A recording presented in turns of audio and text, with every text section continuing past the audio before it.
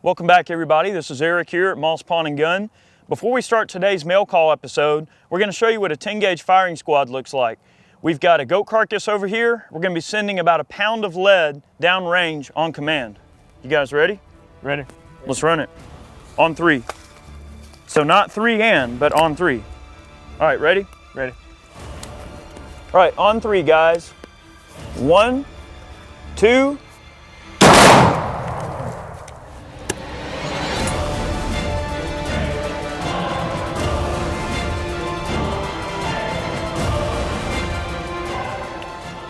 All right, so as you guys can see, the 10-gauge firing squad did quite the number on this goat here.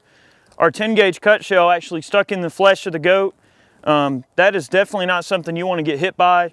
Now, granted, there wasn't any guts in here, or any other, organs to stop anything.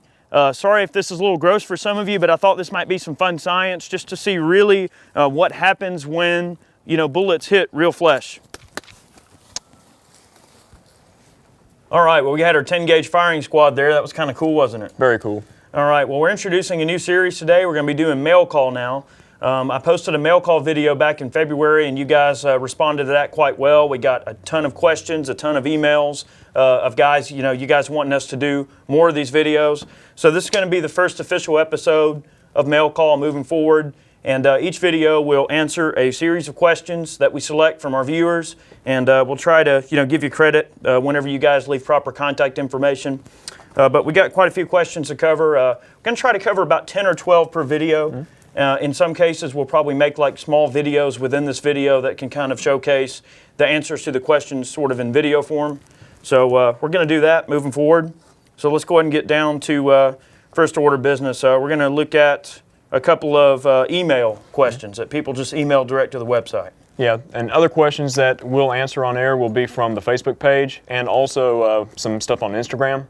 Yeah. So social media, and then we'll also be covering comments. Yes. So if some of you guys actually leave comments, sometimes we'll select some of those comments to respond to them on the air. So, all right, the first question comes from Jim. He says, I really like rifles with full barrel length stocks, such as the Springfield SOCOM 16, or like older military rifles. Why don't manufacturers make more rifles in that style? Or what's the best place to find replacement stocks for hunting rifles without making it look like an AR wannabe? I prefer rifle grips as opposed to pistol grips on a rifle. Well, to answer that question, Jim, many rifle stocks that are out there as far as aftermarket stocks can be found from like Boyd's, Stockies, the Revolution series from Keystone Sporting Arms. You can pretty much put any rifle you have in an aftermarket stock and get the desired effect as far as that older military style look. Yep. You may be able to get a stock custom made if you want like a Mannlicher style. That's the kind of stock that goes all the way to the end of the barrel. You can get pretty much anything made you want. So. Yep. For a while, Davidson's actually had a run of Ruger 1022s that had the full-length Mannlicher stocks. Walmart bought a bunch of them. You could get them at Walmart. There might be a couple of the international style Ruger 1022s that are still made with Mannlicher stocks. In fact, I'm looking at some Zastava Mauser rifles that Century imported that have full-length Mannlicher stocks. So there are some manufacturers that still produce a full-length stock like that, like a European-style stock. It's just kind of fallen out of use a pretty good bit compared to, I guess, the way it used to be. But to answer your question, hopefully that was straight to the point there on that. The next question is from Jaron. He says, as far as guns go, what would you do if you lived in California and you couldn't move? What guns and ammo would you stock up on? Well, just so you guys know, these questions, we don't review these questions. So these are pretty much right out the gate. As you guys ask them, then we have to come up with an off-the-hip response. And I would say that, for one thing, if I lived in California, I wouldn't want to live there much longer. No. So in this case, you're saying if you lived in California but you couldn't move, well, then obviously you're going to have to look at certain rifles that are easy to get and legal in your area. And unfortunately, that's something I don't really have a lot of experience with. We're here in Jonesboro, Georgia, and we generally have pretty open gun laws for the most part, so we can have just about anything you want. I mean, most of the guns that are on the wall back here are all illegal in California. I would say something like maybe an M1 Garand. That's something that I know they can have Garands in California. Yeah, mil-spec rifles, if you're talking about like a modern arms, something like a good quality bolt action rifle, something that's very accurate. You can put a scope on there, maybe something a little bit short and handy, where it is, better to have than a full length like a sniper style rifle. You have something a little bit more compact that you can kind of run around with. That would be good to have. Revolvers. I don't think revolvers are legal in California yet, so I mean you can't beat a good Smith & Wesson 6-shooter. Oh yeah. Okay. I mean a wheel gun's going to get you by anytime. So stock up on something like a 38 Special or a 357 mag. I mean, plenty of power, small package, easy to reload, and it's something that's very reliable. So. Yeah, or a bolt action 22. Yeah. Some of the CZ offerings that are out there, those rifles are extremely accurate. If you guys are interested, 22 Plingster just did a video where he showed how far a 22 will shoot accurately. That might be something worth checking out. And we also did a video called How Far Will a 22 Kill? Mm-hmm. So if you're interested in seeing the stopping power of 22s and if they're potentially deadly at longer distances, both those videos might be something worth checking out. Yep. All right. Hopefully that answered your question, Jaron. All right. So Ryan is asking, I just watched your video on YouTube about doing a trigger job on an SKS. You mentioned that we could send the trigger group to you guys if we didn't feel comfortable. I was curious how much you charge to do the trigger job and the cost and procedures on how to send it. Yes, we did produce that video. If you are interested in sending in a trigger group, send it here to Moss Pond. You'll see the contact information below and put it to attention Eric or Ray and include a money order for $44 and that'll cover labor and return shipping. Typical turnaround is probably about 3 or 4 days. You'll get it back. All right. So hopefully that answered your question there, Ryan. All right, moving on. This question comes from Joshua. He says, hello, man, and some buddies. Okay, well, that's what it says. Hello, man, and some buddies. Recently bought several Mosins and a couple of Chinese Type 53s, and we were thinking of getting some of these Archangel stocks and magazines. We were wondering what you thought of them, and if you've ever tried one, and if you do, are they any good? Well, we haven't tried one. We haven't really even seen one. But the people that have come in the shop that have them, they say they've had pretty much nothing but problems out of the magazine because it does contain a proprietary 10-shot, I believe, single-stack magazine. That is one neat feature of the stock, plus you get the vertical pistol grip on it, just kind of a target style, adjustable, fully adjustable stock. But, I mean, what we've heard on them, has been somewhat negative, but we haven't had the chance to try one out ourselves. No. So we can't really make a actual positive judgment call on that. Yeah, so. I'm kind of in the same boat with Chad. I mean, we've had a few of them come through the shop. Like, I've installed them for customers, and I've gotten to kind of handle them a little bit in that light. And they seem like they're kind of cool for what they are. I have heard problems with the magazines breaking, the magazines having feeding issues. That might have just been some of the early magazines. Like I said, until I can actually go sling some rounds out of one, I'm not really going to pass judgment on the stock. So sorry, I really can't give you any better advice there other than make sure looking at them good and reading plenty of reviews. That's one product that we haven't had a chance to review yet, mainly because I haven't had a chance to get my hands on one. Yeah. So hopefully that was right in the ballpark there for you, Joshua. All right, the next question comes from Larry. He says, I have a Model 1911 U.S. Army 45 ACP made in May of 1918. It was my dad's. He shot in a pistol team in 1952. Great working condition, no rust, but the finish has some wear. Should I have it reblued and a new grip installed? I will never sell it. Best to keep it original or have a new finish? Well, there is a company out there called Turnbull Manufacturing, and they actually do premier restoration work on many antique and classic collector's type firearms. I mean, if you are planning on having it refinished, they are a certified refinisher. So if it is an old Colt, 1911, they are a Colt certified refinisher if I'm not mistaken. So yes. They would be about the best people to actually take it in, and you would not lose any resale value. So right. You'd basically get what you're looking for, but you're not going to lose any value or not much value at all. So you're going to bring back that historical firearm to basically its pristine original condition.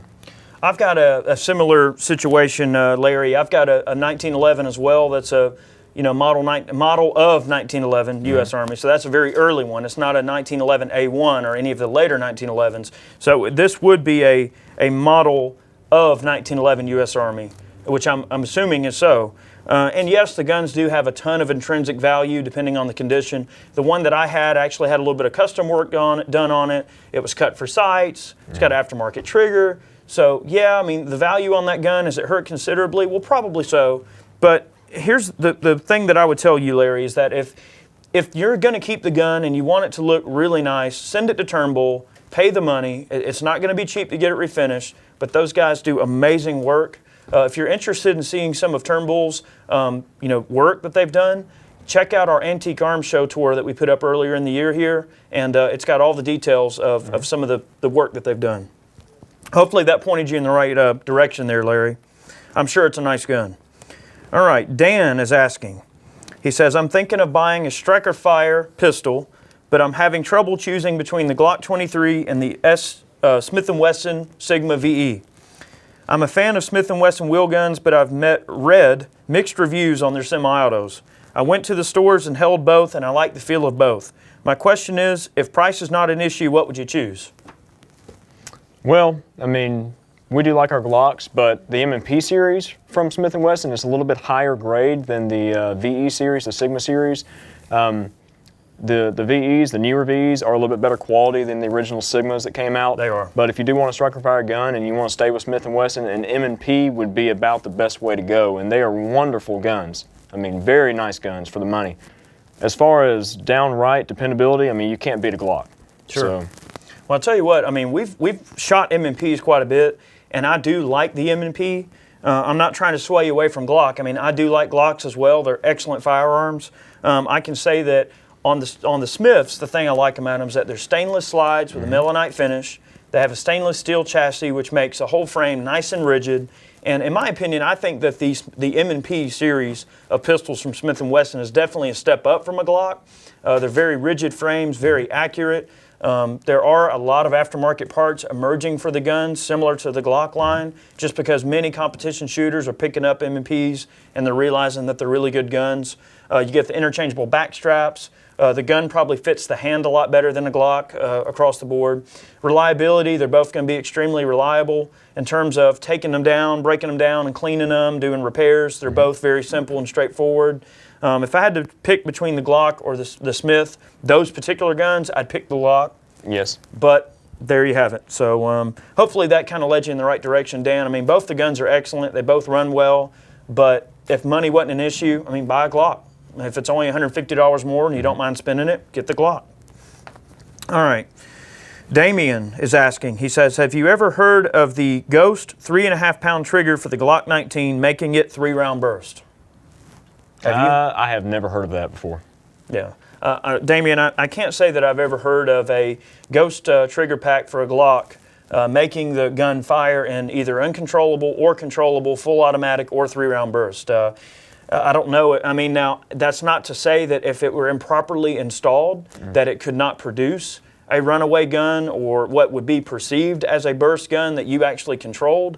I'm sure if you trimmed it too short or if you lightened anything too much, well then, yeah, any gun, if any part on an aftermarket part in terms of being installed on a gun, if it's not installed properly by a licensed gunsmith, then, yeah, I mean, it could certainly cause unwanted results, which could include the weapon firing uncontrollably. Oh yeah, I don't know why anybody would want anything less than a 3.5-pound trigger, because if you've never tried one in a Glock, it is really light. I mean, he's got one in his 26, Yes. and that thing is scary light. Anybody we let try it out, they're just, whoa, Oh, my God. It's light.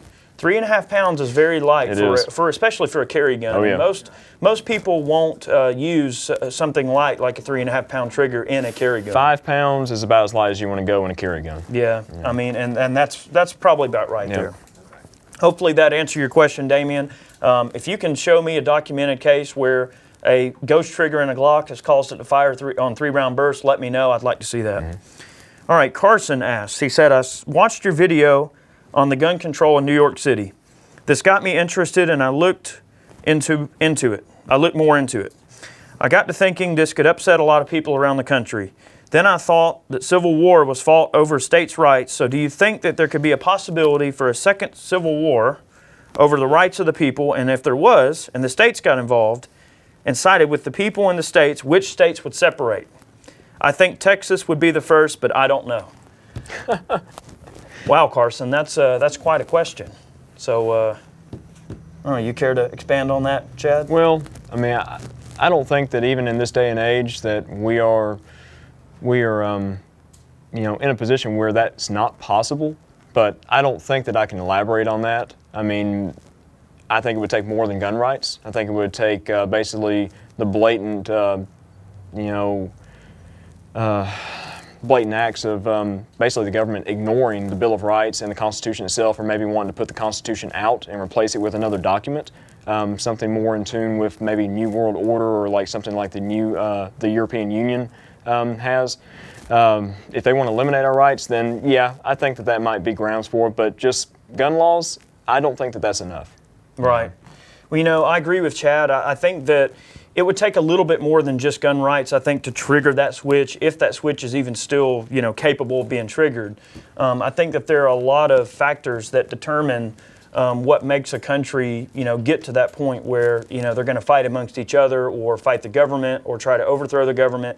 Of course, all this talk is very controversial, and that's something that, I'm glad you asked the question, Carson, but it's very difficult to elaborate on something like that, because you don't want to be put into a situation where people think that you're siding one way or the other. However, I can say that there are a lot of factors that determine how people think when it comes to these things. And there's social factors, there's economic factors, there's political factors. All of these things, depending on how strongly they bear down on the populace, can determine if the populace is going to snap. For instance, look at Greece and all of the situations they had with the financial system just completely breaking down. And a lot of people lost a lot of money, a lot of savings, and some people, were severely disenfranchised and had to take to the streets. And yes, those things can cause civil and political unrest, in which cases violence can surely erupt, which it did. So is that possible in the U.S.? I think so. Anything is possible. I think that would probably more entail like revolution against the government rather than civil war against the states. Right. To think that the Civil War was initially fought over states' rights in basically slavery. Sure. The Civil War is basically fought over slavery itself. So there's really nothing like that out there right now at the moment that's that prevalent of an issue, as it was back in those days. Yeah, and Carson, we probably don't want to get too heavy on that subject, but we do appreciate you asking that question, because yes, it is pertinent, and I know it is in a lot of people's minds as to how they feel, what they would do in that situation. I can most certainly say that it will occur if there's a complete breakdown of goods and services, when people are without electricity for a long time, like you see in disaster situations, when people are without basic services, without their checks, and without their Facebook updates, and without all their little random food items that they buy all over the place. Instagram! No! There's no Instagram. I'm taking the streets. But the thing is, I think, Carson, that you would have to see a severe breakdown of order, control, and you'd have to see a complete breakdown of services and goods, like groceries. If you go to the grocery store and you pay $75 for a gallon of milk and like $35 for a gallon of gas, then that's when you're going to start to see some stuff really going down. Yeah, civil unrest, I think, would develop at that point. Certainly. So, Carson, that's definitely thought-provoking. We appreciate the comment. Now, Dan is asking, he said, is it okay to shoot a hanging cast iron skillet with a .357 Magnum using a pistol or a rifle? I notice y'all shoot at hanging steel. I've never shot at metal targets. Well, the steel that we use is actually AR-500 grade steel, which is an abrasion-resistant steel that's designed for, shooting as, basically a steel target to shoot at that's safe. The bullets impact that target. It's so hard that they just basically shatter. Okay. If you shoot soft steel or something like cast iron, if you shoot it with something that's slow enough, and maybe like a lead projectile, like a 38 special, like a 44 special, something like that, 45 long Colt, you probably won't damage the plate. But if you shoot it with anything higher power than that, you're probably going to damage that cast iron and crack it, or just shatter it entirely. The steel that we use is all solid. Okay, it's not a cast poured type metal. So, is it safe? It's questionable. Right. So. Cast iron is a very ductile and brittle metal. And it does have excellent properties for conducting heat, which is why it's used, for cooking and the like. It does have pores, which can help it hold oils and fats and greases, which when you season a cast iron skillet can give it the properties, the non-stick properties, by imparting the fats and oils and all of those types of things into the pores of the metal and making it a non-stick surface. However, it being a ductile, brittle metal, it can break easy, like Chad said. You shoot it with something high velocity, it's probably going to crack or split. If you don't believe me, back up to like 300 or 400 yards and shoot a dumbbell weight with like a 50 cal or something. It'll shatter. Don't be anywhere near it. It will kill someone. So Steve, hopefully that answered your question there. We greatly appreciate the question. Guys, we really appreciate the support that we've been getting from you. We are going to keep the mail call series going. I think you guys are really going to enjoy, just the variety of questions that your fellow YouTubers are asking us, and hopefully we can provide some somewhat educated answers. Well, I might be able to. I don't know about you. Well, yeah, you asshole. Well, anyway, we appreciate the support, guys. If you have a question or comment, be sure to leave it on Facebook or Twitter, any of those areas where we regularly post to. If you leave a YouTube comment or a PM, we'll read it, and if we think it's a good question, we'll get it in the queue and we'll answer it for you here on film. And don't forget about Instagram either. If you haven't followed Mrs. Iraq Veteran 8888 on Instagram, you should get over there right now, because you'll find a lot of behind the scenes kind of stuff on Instagram, and a lot of funny stuff too. So. Absolutely. So if you're also into behind the scenes content, there's probably about 15 or 16 videos that no one's ever seen over on the members only section of the website. If you guys are interested in supporting us with a small donation, you can gain access to the members only website, and there's tons of behind the scenes stuff, interviews, outtakes, bloopers, unreleased videos that have never been out there. So if you're interested in that sort of thing, be sure to check it out. And guys, look, we really appreciate the support. We actually had some YouTubers drop by today from the UK. They came all the way from the UK to hang out, see the shop, and man, it's just been great. We appreciate the support that we get from all of you guys all around the world. So be sure to submit your questions. Hopefully you're enjoying the mail call series. We have many more projects coming. Very many. Like what? You want to give them a little clue? Well, we've got one video that we're going to be doing with a very special guest, and it's going to be titled, "What is Bulletproof?" And we're basically going to be going through and testing all of the bulletproof materials that you see in the movies, such as refrigerator doors, couches, car doors, tables, the bar. Okay, the bar is a classic one. You jump over the bar, and then a barrage of gunfire opens up. No one behind the bar gets hit. So we're going to test that kind of stuff out. We're going to test that out. Yeah, so that's going to be a fun video. Also, another video that we have coming up, we're going to be revisiting ghetto marksmanship. Oh, yeah. That's going to be kind of fun. So, guys, we really appreciate the support again. I didn't mean to ramble on here, but we have many more of these mail call videos coming. We're going to try to do one roughly about once a week, maybe one every other week. So be sure to tune in. And, guys, thanks. We'll see you next time. Take care.